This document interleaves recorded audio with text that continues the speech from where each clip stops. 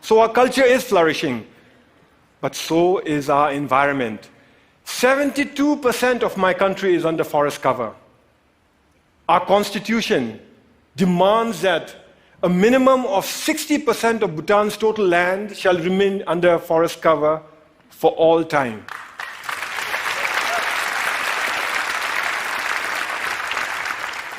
Our constitution, this constitution, imposes forest cover on us. Incidentally, our king used this constitution to impose democracy on us. You see, we, the people, didn't want democracy. We didn't ask for it. We didn't demand it. And we certainly didn't fight for it. Instead, our king imposed democracy on us by insisting that he include it in the constitution. But he went further. He included provisions in the constitution that empower the people to impeach their kings, and included provisions in here that require all our kings to retire at the age of 65. Fact is, we already have a king in retirement. Our previous king, the Great Fourth, retired 10 years ago at the peak of his popularity. He was all of 51 years at that time.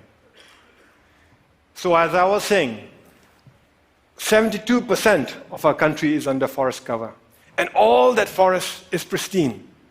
That's why we are one of the few remaining global biodiversity hotspots in the world. And that's why we are a carbon neutral country. In a world that is threatened with climate change, we are a carbon neutral country. Turns out it's a big deal.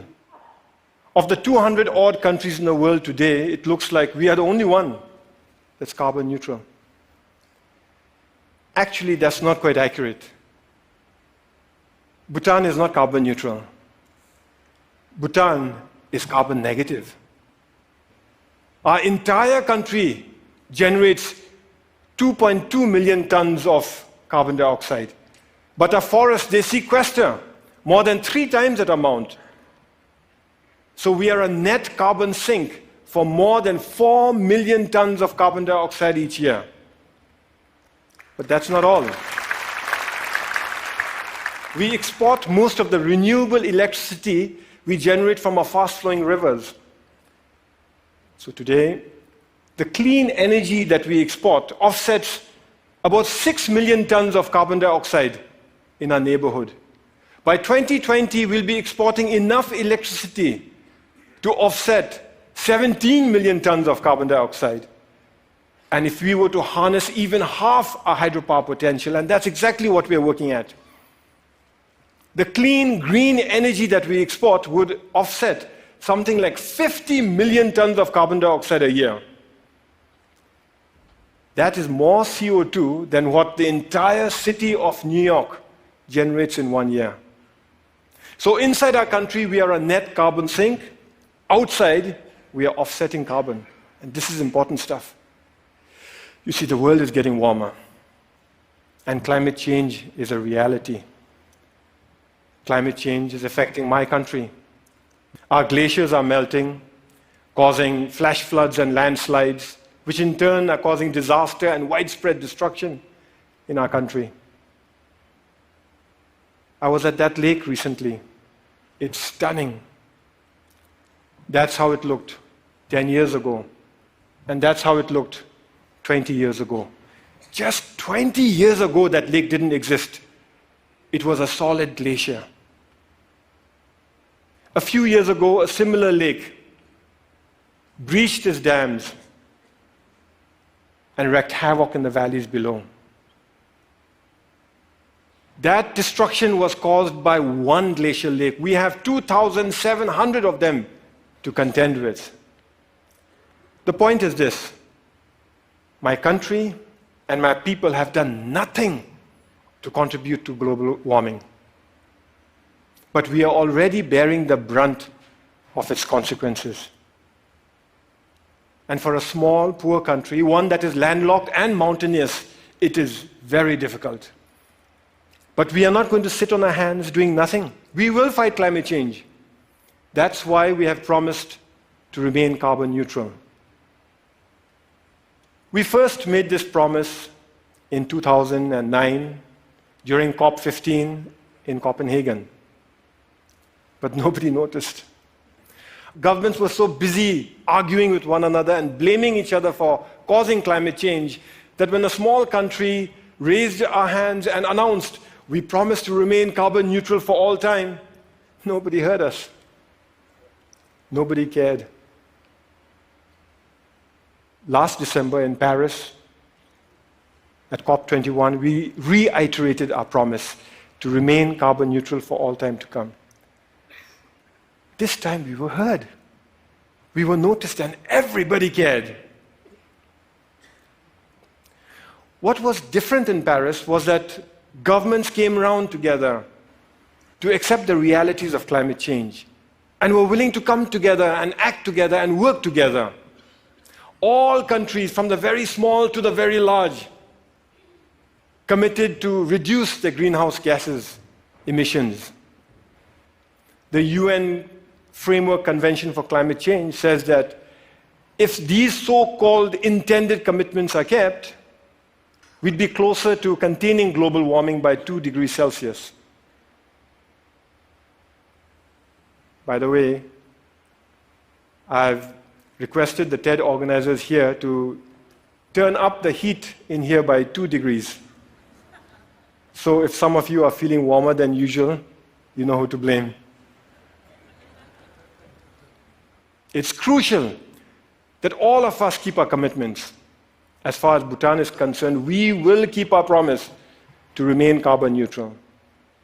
Here are some of the ways we are doing it. We're providing free electricity to our rural farmers. The idea is that with free electricity, they will no longer have to use firewood to cook their food. We are investing in sustainable transport and subsidizing the purchase of electric vehicles. Similarly, we are subsidizing the cost of LED lights, and our entire government is trying to go paperless. We are cleaning up our entire country through Clean Bhutan, a national program, and we are planting trees throughout our country through Green Bhutan, another national program. But it is our protected areas that are at the core of our carbon neutral strategy. Our protected areas are our carbon sink. They are our lungs. Today, more than half our country is protected as national parks, nature reserves, and wildlife sanctuaries. But the beauty is that we've connected them all with one another through a network of biological corridors. Now, what this means is that our animals are free to roam throughout our country. Take this tiger, for example. It was spotted at 250 meters above sea level in the hot subtropical jungles. 2 years later, that same tiger was spotted near 4,000 meters in our cold alpine mountains. Isn't that awesome?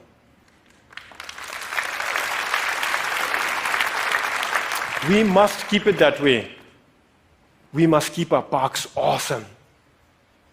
So every year we set aside resources to prevent poaching, hunting, mining, and pollution in our parks, and resources to help communities who live in those parks manage their forests, adapt to climate change, and lead better lives while continuing to live in harmony with Mother Nature. But that is expensive. Over the next few years, our small economy won't have the resources to cover all the costs that are required to protect our environment. In fact, when we run the numbers, it looks like it'll take us at least 15 years before we can fully finance all our conservation efforts. But neither Bhutan nor the world can afford to spend 15 years going backwards. This is why His Majesty the King started Bhutan for Life. Bhutan for Life gives us the time we need. It gives us breathing room. It is essentially a funding mechanism to look after our parks, to protect our parks till our government can take over on our own fully. The idea is to raise a transition fund from individual donors, corporations, and institutions. But the deal is closed only after predetermined conditions are met and all funds committed. So multi-party, single closing, an idea we borrowed from Wall Street. This means that individual donors can commit without having to worry that they'll be left supporting an underfunded plan. It's something like a Kickstarter project, only with a 15-year time horizon and millions of tons of carbon dioxide at stake. Once the deal is closed, we use the transition fund to protect our parks, giving our government time to increase our own funding gradually till the end of the 15-year period. After that, our government guarantees full funding forever. We're almost there. We expect to close later this year. Naturally, I'm pretty excited.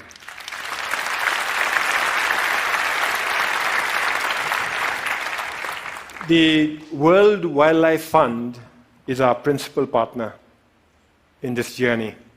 And I want to give them a big shout out for the excellent work they're doing in Bhutan and across the world. Whew, it is getting warm in here.